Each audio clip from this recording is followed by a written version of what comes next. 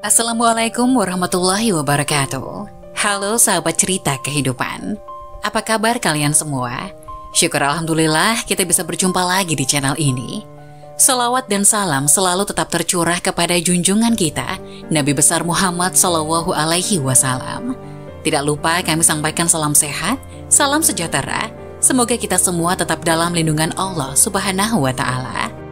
Seperti biasa, kita akan berbagi kisah dari yang unik, menarik, sampai bikin nangis. Semoga bermanfaat.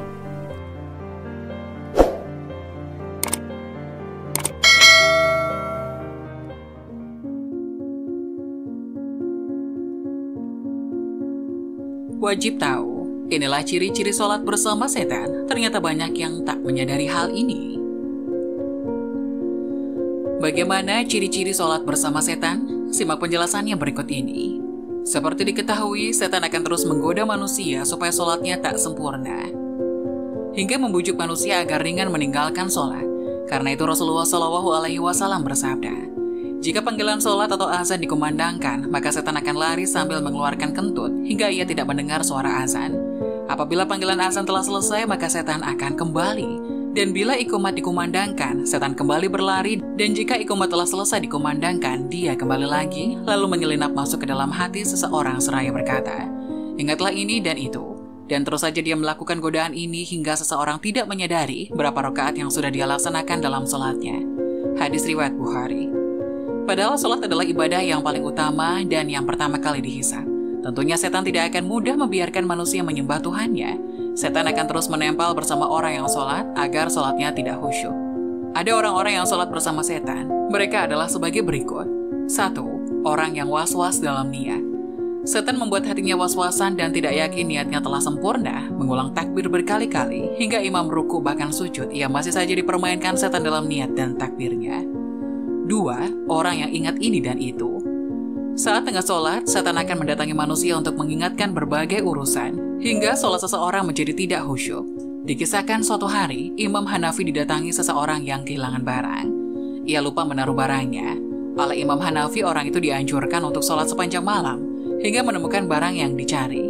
Namun baru setengah malam menjalankan sholat, setan membuatnya ingat lokasi barang tersebut. Ketika ditanya mengenai hal itu, Imam Hanafi menerangkan bahwa setan tidak akan senang apabila seseorang hamba khusyuk dalam sholatnya, sehingga setan akan membuatnya mengingat apa yang ia lupakan saat sholat.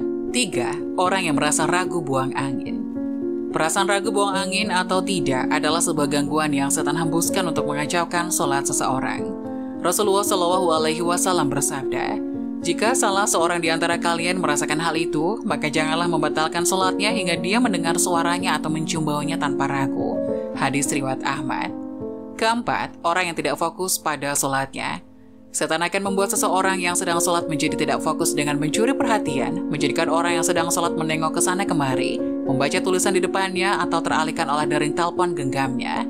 Dalam sebuah hadis yang diriwayatkan oleh Aisyah radhiyallahu anha, ia berkata, saya bertanya kepada Rasulullah tentang hukum menengok ketika sholat. Rasulullah SAW menjawab, itu adalah curian setan atas sholat seorang hamba. Hadis riwayat Bukhari. 5. Orang yang sholatnya tergesa-gesa. Sholat dengan tergesa-gesa sehingga sholatnya tidak tumak-ninah, Rasulullah sangat melarang hal tersebut. Dalam sebuah hadis Rasulullah bersabda, sejahat-jahat pencuri adalah yang mencuri dari sholatnya. Para sahabat bertanya, wahai Rasulullah, bagaimana mencuri dari sholat? Rasulullah menjawab, dia tidak sempurnakan ruku dan sujudnya. Hadis riwayat Ahmad. Dalam hal ini Rasulullah menganggap perbuatan mencuri dalam sholat lebih buruk daripada mencuri harta. 6. Wanita yang sholat ke masjid menggunakan wangi-wangian. Menggunakan wangi-wangian saat ke masjid adalah salah satu perbuatan yang Rasulullah larang. Rasulullah bersabda yang artinya, jika salah satu dari kalian hendak ke masjid, maka janganlah sekali-kali menyentuh wewangian. Hadis riwayat Muslim.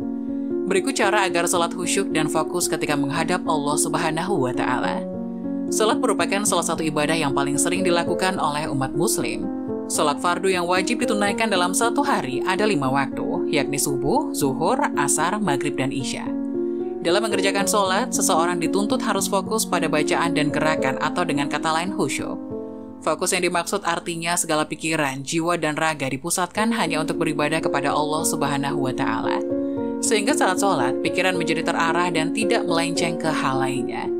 Khusyuk dalam melaksanakan sholat merupakan salah satu keberuntungan yang didapatkan seorang muslim, sebagaimana yang dijelaskan di dalam firman Allah Subhanahu wa Ta'ala berikut, yang artinya, sungguh beruntung orang-orang yang beriman, yaitu orang-orang yang khusyuk dalam sholatnya. Quran Surat Al-Mu'minun ayat 1 dan 2. Khusyuk bertujuan untuk mendapatkan ketenangan hati, menundukkan pandangan mata, serta merendahkan diri di hadapan Sang Pencipta. Berikut ini beberapa cara agar sholat khusyuk yang dapat dilakukan. Berikut 6 cara agar sholat khusyuk. 1. Menyiapkan diri sebelum sholat. Persiapan itu dapat dilakukan dengan menyempurnakan wudhu, mengenakan pakaian yang baik dan bersih, bersegera menuju masjid dengan tetap tenang dan tawadhu, dan menanti saatnya sholat ditegakkan dengan berzikir atau membaca Al-Quran. Jangan mengerjakan sholat dengan terburu-buru. 2. Bersikap tenang dalam sholat. Para ulama biasa menyebutnya dengan istilah tumakninah. Lebih jelasnya adalah dengan menyempurnakan kembali posisi anggota tubuh dalam setiap gerakan sholat. Saat bertakbir, maka angkatlah tangan dengan tenang, lalu letakkan kembali pada posisinya secara sempurna. Begitupun dengan gerakan-gerakan lain dalam sholat. 3. Sholatlah sembari mengingat kematian. Cara ini dianggap cukup ampuh agar sholat menjadi lebih khusyuk. Dengan melepaskan semua ikatan-ikatan dunia serta menghadirkan kematian akan membuat seseorang berusaha memperbaiki sholatnya menjadi lebih baik. 4. Sedikit-sedikit berusaha memahami apa yang Anda baca dalam sholat. Tanpa memahami maknanya, tidak sedikit umat muslim yang tersentuh bahkan menangis ketika membaca dan mendengar lantunan ayat suci. Tapi akan jauh berbeda rasanya dan kedalamannya bila memahami setiap makna yang terkandung di dalamnya.